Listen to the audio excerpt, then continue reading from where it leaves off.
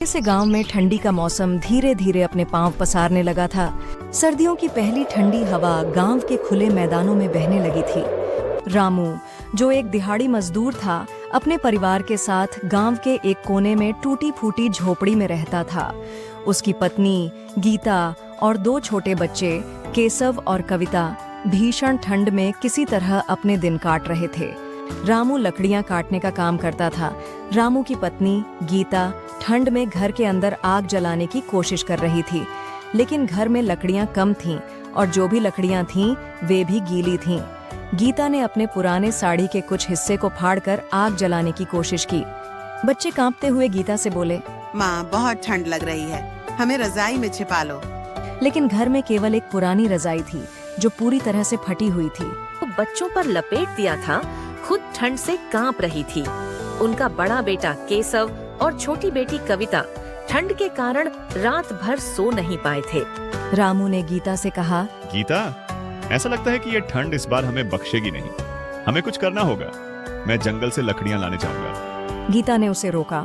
रामू, बाहर बहुत ठंड है, तुम बीमार पड़ गए तो हमारा क्या होगा? रामू ने गहरी सांस लेते हुए कहा, अगर मैं नहीं गया तो हम सब ठंड से मर जाएंगे। रामू ने अपने पुराने फटे हुए जूते और एक मोटा कपड़ा पहनकर जंगल की ओर रुख किया।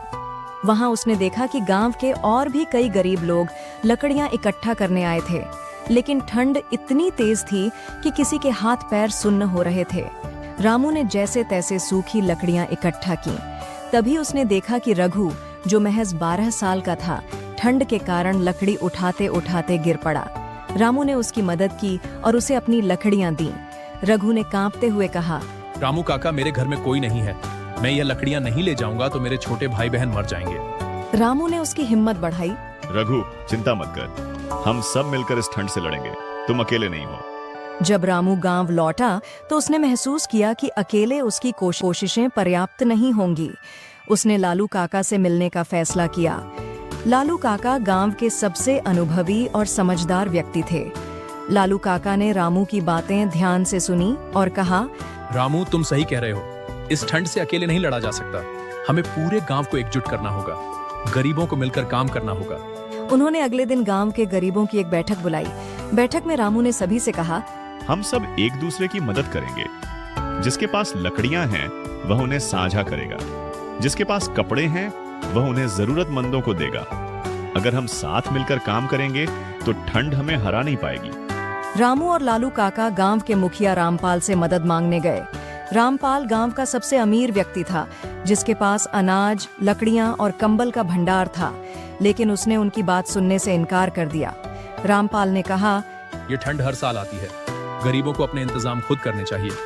मैं हर किसी की मदद नहीं कर सकता। रामू ने गुस्से को काबू में रखते हुए कहा, मुखिया जी, अगर आप हमारी मदद नहीं करेंगे तो गरीब मर जाएंगे, और जब गांव में मजदूर ही नहीं बचेंगे तो आपके खेत कौन संभालेगा? रामपाल ने इस पर ध्यान नहीं दिया। रामू के बेटे केशव और बेटी कविता ने यह ठाना कि वे भी इस लड़ाई में हिस्सा लेंगे। उन्होंने अपने दोस्तों को इकट्ठा किया और एक योजना बनाई। हम गांव के हर घर में जाकर पुराने कपड़े, लकड़ियां और खाना मांगेंगे। कविता ने कहा, अगर हम मदद मांगेंगे तो कोई न कोई जरूर देगा। बच्चों ने घर घर जाकर लोगों से मदद मांगी। उनकी मासूमियत देखकर कई लोग पिघल गए। यहाँ तक कि गांव के कुछ अमीर लोग भी मदद के लिए आगे आए।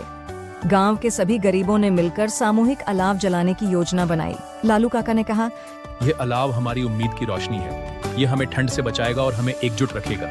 हर गरीब परिवार ने अपनी लकड़ियां और कपड़े साझा किए। रामू ने अपनी पत्नी गीता से कहा, हमने यह ठंड झेली है, लेकिन अब हमारी मेहनत रंग लाएगी। जब मुखिया रामपाल ने देखा कि गरीब अपने दम पर ठंड से लड़ रहे हैं तो उसका दिल पिघल गया।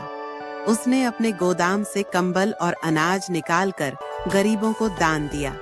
रामपाल ने कहा, मैंने पहले गलत सोचा था। यह मेरी जिम्मेदारी है कि मैं अपने गांव के लोगों की मदद करूं। धीरे धीरे ठंड का प्रकोप कम होने लगा। गांव के गरीबों ने एकता और मेहनत से ठंड को मात दे दी।